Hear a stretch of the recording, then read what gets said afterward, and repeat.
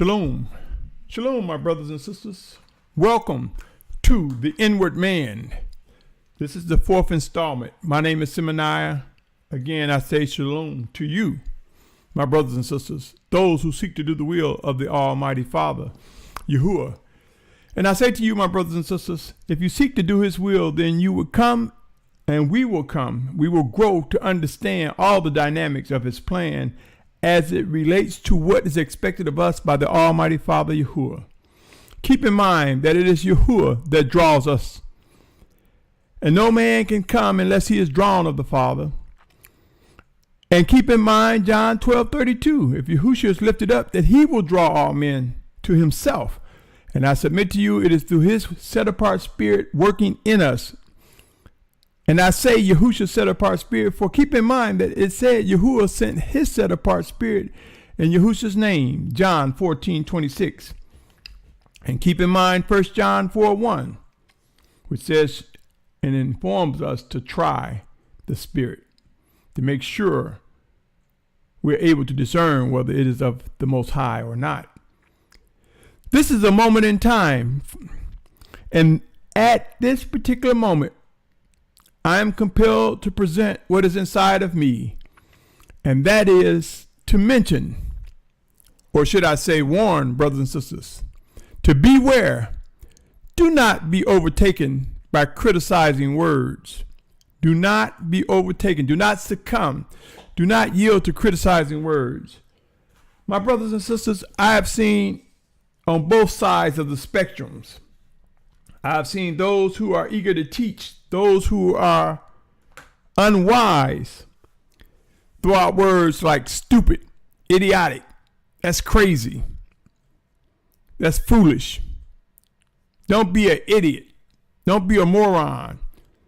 Trying to convince people to follow their perspective, their interpretation of scriptures. It is unwise to call people stupid, idiotic, crazy, because they ask questions.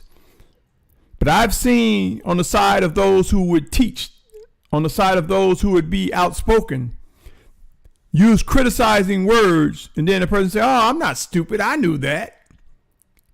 Beware, my brothers and sisters, of criticizing words. On the side of the listener or the recipient of such criticizing word, I have seen brothers and sisters give in too quickly, without testing, without studying, without praying. I've seen brothers and sisters put out, in other words, or should I say, pointed out by outspoken people and saying, you're not going to fall for that idiot teaching or that crazy thing or that crazy stuff. That's wrong.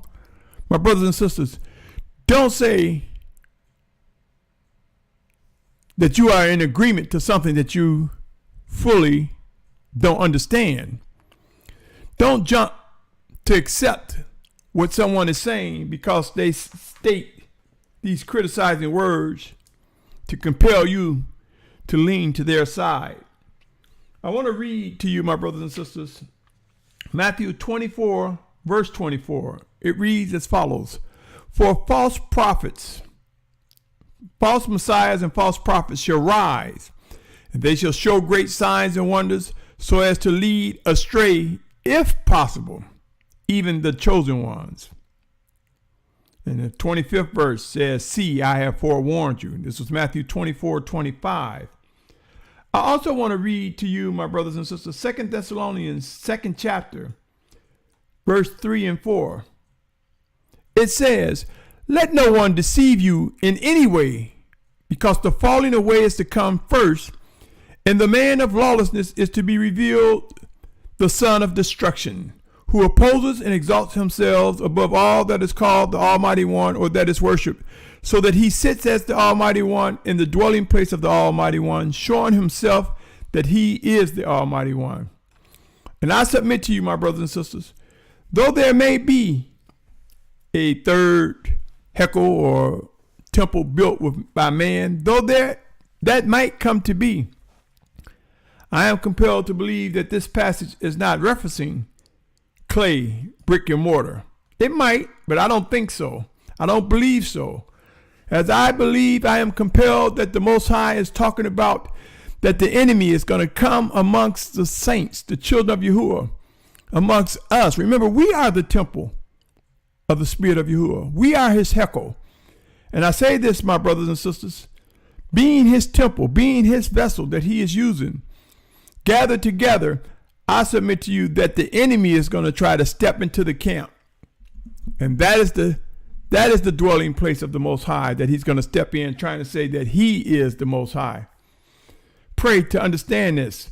More than anything, my brothers and sisters, this segment was to tell you, to present to you, to warn you, to beware and do not be overtaken by criticizing words.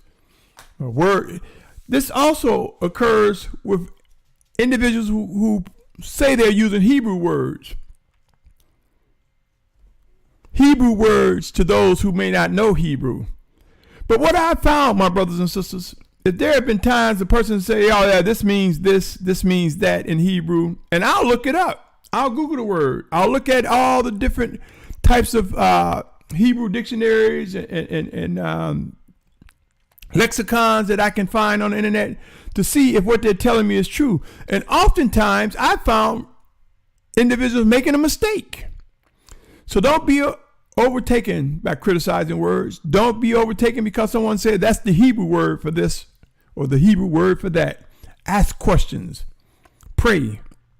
Seek to understand. Study. On that note, I will conclude, my brothers and sisters. It is we who are drawn by the power and might of the Almighty Father. We who are called to fulfill his plan, we will witness being drawn together in due season. In due season, whether it's during this physical life or in the resurrection.